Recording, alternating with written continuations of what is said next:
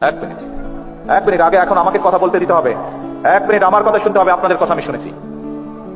আমি যদি আমার মাকে জিজ্ঞেস করতাম যে আপনি কি চান আপনার সাথে যে অবিচার অন্যায় হয়েছে তার প্রতিশোধ আমি নেই, কারণ সেই প্রতিশোধ নেবার ক্ষমতা আল্লাহ রাব্বুল আলামিন আমাকে দিয়েছেন।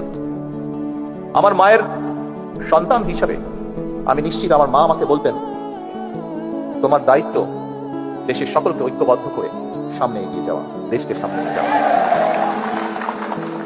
আমি যদি আমার ভাইটিকে জিজ্ঞেস করতে পারতাম যে তুমি কি চাও তোমার সাথে যে অন্যায় যে অবিচার হয়েছে, যেভাবে তোমাকে মৃত্যুর মুখে ঠেলে দেওয়া হয়েছে, যারা এর জন্য দায়ী তাদের বিরুদ্ধে আমি প্রতিশোধ নেই, কারণ সেই ক্ষমতা আল্লাহ আমাকে এখন দিয়েছেন।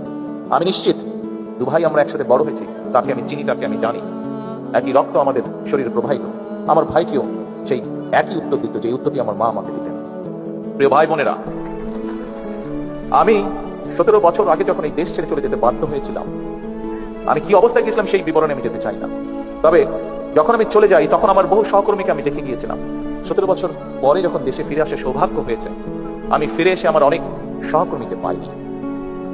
আমি জুলাই আন্দোলনের আগেও আমার বহু সহকর্মীকে দেখেছিলাম, ছাত্রদল সহ আমার বিএনপি সহ আমার দলের বহু নেতাকর্মী, বহু সহকর্মীকে দেখেছিলাম, যাদেরকে 5ই আগস্টের পরে আমি আর পাইনি, কারণ তারা পৃথিবীতে নেই, তারা পৃথিবী চলে চলে গিয়েছে।